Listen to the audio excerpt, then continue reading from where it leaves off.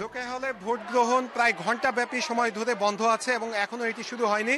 আমি রোকেয়া হলের সবশেষ অবস্থা যদি একটু দেখাই, কিছুক্ষণ আগে এখানে নানা ধরনের সংঘর্ষের ঘটনা ঘটেছে।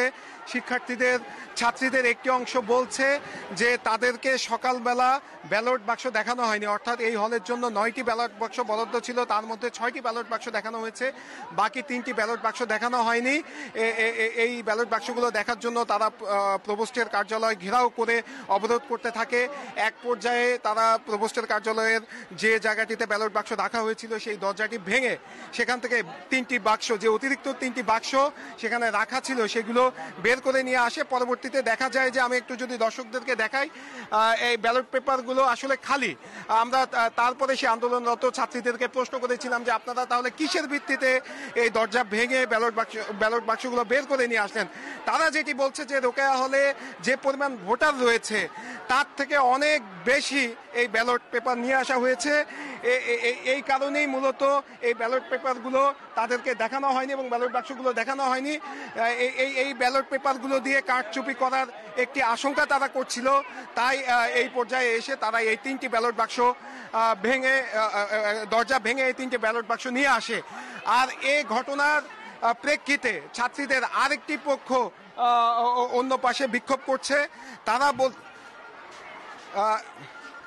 ছাত্রদের আরেকটি পক্ষ অন্য পাশে বিক্ষোভ করছে এবং তারা বলছে যে ছাত্রীদের আরেকটি পক্ষ বিক্ষোভ করছে। তারা বলছে যে এই নির্বাচনকে বানচাল করার জন্যই এই পদক্ষেপ নেওয়া হয়েছে এবং তারা বলছে যে যারা এই ব্যালট বাক্সগুলো বের করেছে দরজা ভেঙে, তারা নির্বাচনকে বানচাল করার জন্য এই কাজটি করেছে। তবে সব মিলিয়ে আমরা এখানকার ছাত্রীদের সাথে কথা বলেছিলাম, তারা বলছে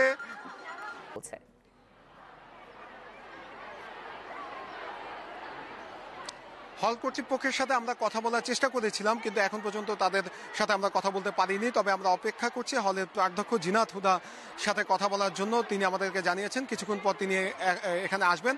আর যে ব্যালট পেপারগুলো পাওয়া গেছে সেগুলোর কিন্তু আসলে খালি ছিল এবং আমরা এই বিষয়টি নিয়ে ওই যারা আন্দোলন করছিল সেসব ছাত্রীদের সাথে কথা বলি এবং তারা বলে যে তারা সকালবেলা বারবার করে প্রশাসনের কাছে দাবি জানিয়েছিল যে ব্যালট বাক্সগুলো 9টি ব্যালট বাক্স আছে তার সবগুলো তাদেরকে দেখানোর জন্য, কিন্তু প্রশাসন সেই ব্যালট বাক্সগুলো দেখায়নি। সেখান থেকে 6টি ব্যালট বাক্স দেখায় আর 3টি ব্যালট বাক্স আলাদা করে রাখে। পরবর্তীতে বিক্ষুব্ধ শিক্ষার্থীরা প্রভোস্টকে অবরুদ্ধ করে তার রুমের সামনে প্রায় ঘণ্টাব্যাপী আন্দোলন করে। আন্দোলনের এক পর্যায়ে তারা দরজা ভেঙে তারপরে এই ব্যালট বাক্সগুলো বের করে নিয়ে আসে। আমি যদি দর্শকদেরকে একটু দেখাই, এই আসলে এই ব্যালট বাক্সগুলো যে ব্যালট পেপার আছে সেগুলো খালি। আমি আন্দোলনকারী ছাত্রীদের সাথে কথা বলেছিলাম, আমি জানতে চেয়েছিলাম যে কেন তাহলে ব্যালট বাক্সগুলো নিয়ে আসা হলো যেহেতু এগুলো খালি। তারা বলছিল যে তাদের যে পরিমাণ ভোটার তার থেকে অনেক বেশি ব্যালট পেপার এখানে এনে রাখা হয়েছে। তারা আশঙ্কা করছিল এই ব্যালট পেপারগুলোর মাধ্যমে ভোট কারচুপি করা হবে। আর আমি সেই সাথে জানিয়ে রাখি, এর বিপরীতে আরেকটি পক্ষ এখন রোকেয়া হলের ভেতরে বিক্ষোভ কর্মসূচি পালন করছে। তারা বলছে যে নির্বাচনকে বানচাল করার জন্যই এই কাজটি এই আন্দোলনরত শিক্ষার্থীরা, মানে অপরপক্ষের ছাত্রীরা করেছে বলে তাদের দাবি।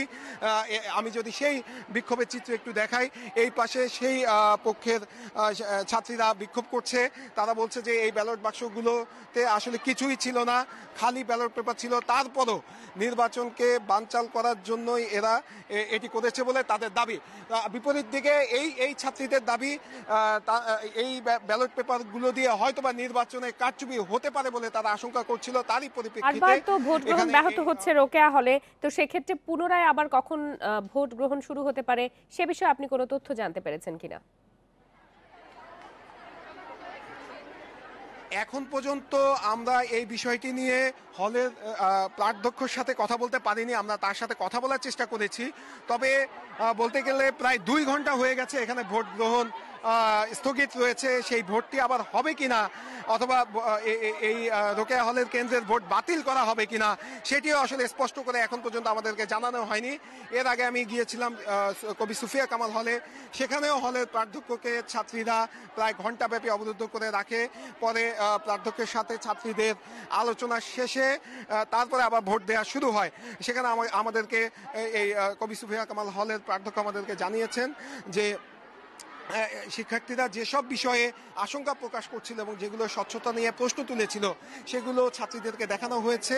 এর পরই ছাত্রীরাও তাতে সন্তুষ্ট হয়েছে এবং সন্তুষ্ট হয়ে তারা আবার ভোট দেওয়া শুরু করেছে। আমরাও সেই চিত্র দেখেছি। তারপরে আমরা সেই ছাত্রীদের সাথে কথা বলেছিলাম, তারা তখন বলেছে যে না, নির্বাচনের সুষ্ঠু পরিবেশ এখন আবার ঠিক হয়ে আসছে। সেই সাথে আমি জানিয়ে রাখি, আমাদের ঢাকা বিশ্ববিদ্যালয়ের উপাচার্যের সাথে কথা হয়েছিল। ঢাকা বিশ্ববিদ্যালয়ের উপাচার্য যেটি আমাদেরকে জানিয়েছেন, যখন যেখানে অনিয়মের কোনো অভিযোগ পাচ্ছে সেখানে তৎক্ষণাৎ ব্যবস্থা নিচ্ছেন। তিনি সেই উদাহরণ হিসেবে নিয়ে এসেছেন কুয়েত মৈত্রী হলের ঘটনাটি। সেখানে প্রাধ্যক্ষকে সাথে সাথে বরখাস্ত করা হয়েছে এবং নতুন প্রাধ্যক্ষ দেওয়া হয়েছে এবং সেখানেও ভোট গ্রহণ এরই মধ্যে শুরু হয়েছে। এবং কুয়েত মৈত্রী হলের ঘটনায় এরই মধ্যে 4 সদস্য বিশিষ্ট একটি তদন্ত কমিটি গঠন করা হয়েছে এবং যেই তদন্ত কমিটির প্রধান প্রভিসি। নুর আলম, আপনি আমাদের সাথেই থাকুন।